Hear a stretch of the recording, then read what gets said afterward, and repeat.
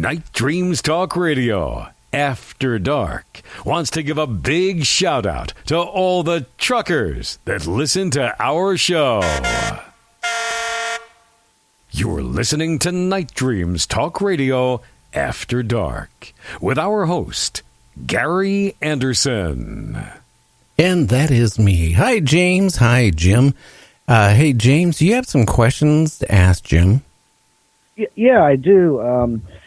I got to ask Jim, do you think the owners of that craft have ever revisited you again since then, unbeknownst or even knowing that you know of? No, just that one time. I found that one time's enough. It was sufficient. It's never happened again. I mean, now there, I have these nightmares and dreams and stuff, and I relive it and all that stuff. But no, there's no recontact. I don't believe. Okay. And also, why do you think that they gave you that message? Do you have a theory on that? Yeah, we have several theories. Those we're going to address in the second book. And, but I'll tell you what, there's some, in the epilogue of the Rendlesham Enigma book, the epilogue, which is like 50 pages long, we actually do the transition, and we talk about the code in depth and steer everybody in what's gonna, what we're gonna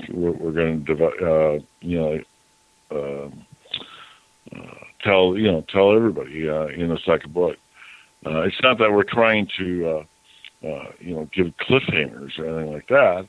The Rendlesham Enigma book is 702 pages long, and we had to work to keep it that short.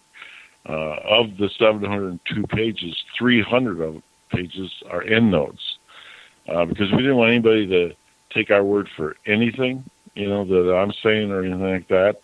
We wanted to back it up with evidence and with other testimony and things like that, and they can read the book and then come up with their own conclusions at the end of that book, whatever that might be. I mean, I have a lot of confidence in the reader to be intelligent and come up with their own thoughts on it.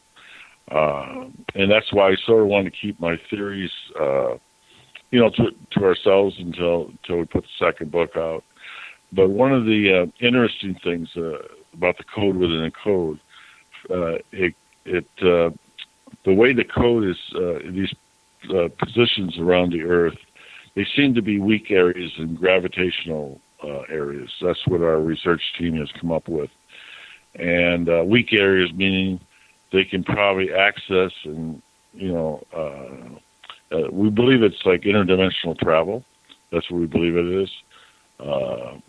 And these weak points make it easier where they can use less energy to obtain this interdimensional travel. These are some of the working theories that we do have. And, they're at certain locations around the world, like Sedona is one of them. I mean, Nazca in Peru, Central America near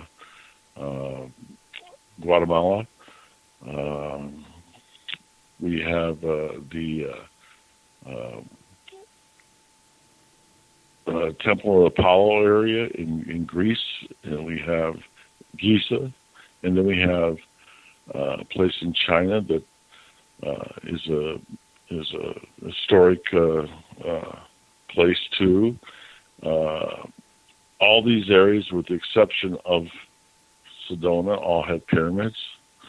One of the things that these coordinates, if you use the coordinates with each other, they will point within inches around the world, globally, certain locations and certain areas to look at. For example, the one I found fascinating is it points to a hidden chamber in Giza itself, which was only discovered last year.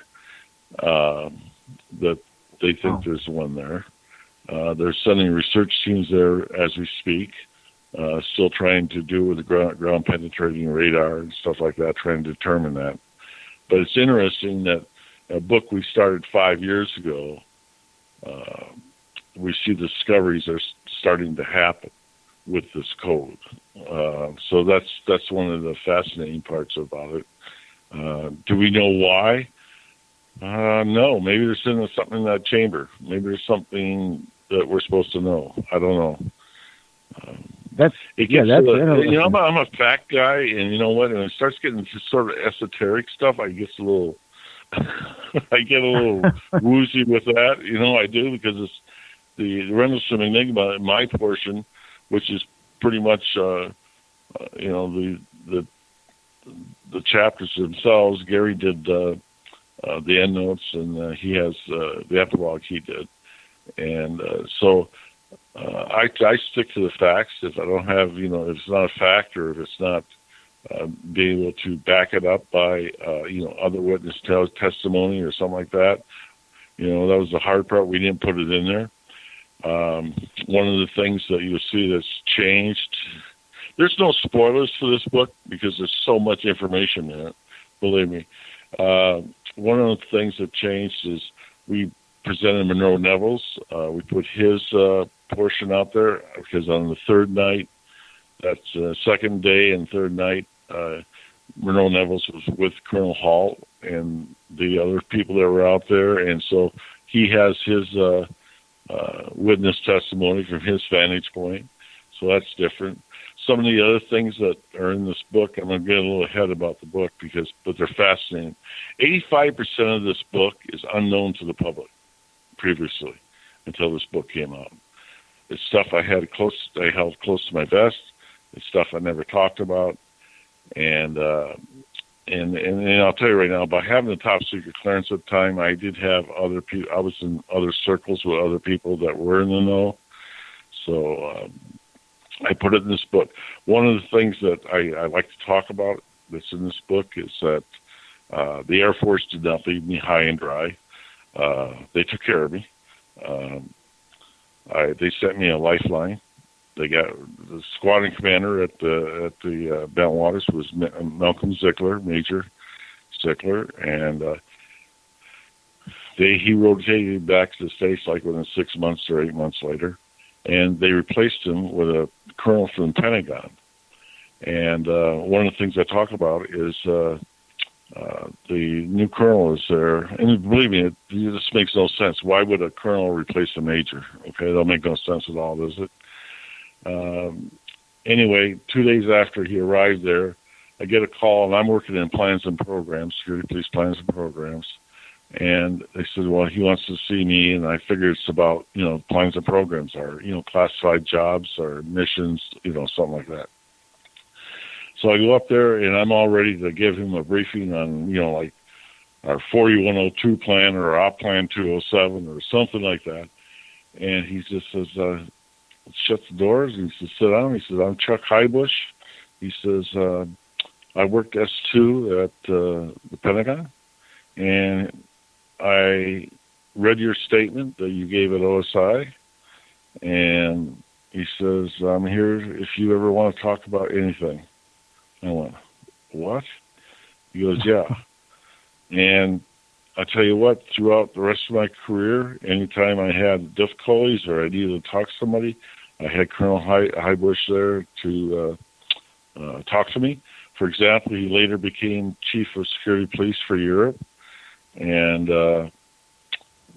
he would routinely, I stopped down at his office, so he'd come down to the base and see me, and checking and make sure everything's going okay. And so that's in the book. I mean, there's stuff that's just I've never talked about before. And of course, you don't take my word for it. I back it up with all the guys that were there at the time, and we're at the, when I did go visit Colonel Highbush at Ramstein or something like that, I had other sergeants with me or something. Their names are in there. So, everything's backed up that's in the book. Let me ask you a quick question, because it kind of brings me to this point. You would think that do you think that the powers that be, so to speak, they knew or they've experienced this before? Because this is in the height of the Cold War. You're talking about a military base and a craft lands. You would think that would cause a lot of ruckus. I mean, I would think so. And the way it was kind of handled with powers that be, they kind of want to just kind of hush it up. But you think that was just to save face, or that they knew what was going on? They've experienced this, and they just didn't want you or anybody else, trying to get it out there at the moment. Right. They did put out a containment story, a cover-up story, and that cover-up story eventually became another book on Rendlesham. I'm not going to go into it. That was publicly put out. They did do the cover-up on it, to where it was just another UFO story. Matter of fact, I was active duty until '93. That's when I retired. And it was treated as top secret. And you wonder, well, how can I talk about it? It was top secret. Well, when I was at Grissom Air Force Base, I was getting mustered out of the service retirement, and down the personnel office, and the non-disclosure agreements that you have, they can't talk about, nuclear weapons, can't talk about whatever this, that, the other. And I'm looking down the list, and there's nothing on there about Woodbridge or Bentwaters. And I asked the personnel guy, I says, I need to find out about Woodbridge and Bentwaters. If anything classified happened on December 26th, if I can talk about it or not. And if it's still classified, fine. And so he sends off a message to Pentagon, headquarters Air Force, and a couple of days later he calls me and says, "Hey, I got a message back." He says, "Let's finish the out processes." So I go back down there, and he says, "Yeah," he says, "this message about Woodbridge, Bentwaters, that's a strange message." And I said, "What does it say?" And he says, "Nothing happened on those dates in question, so therefore nothing is classified." Okay, I see where they're going with that. Can I have a copy of that? And he goes, "Yeah." Okay, thank you. So that's why I'm talking about it. Nothing happened. Yeah, right. I got to ask, with that regression that you had, did you find out stuff that you didn't know? Did you find out everything, or did you not want to know everything maybe from that you found out? Well, but in some of the conversation stuff from the regression, if you're wondering how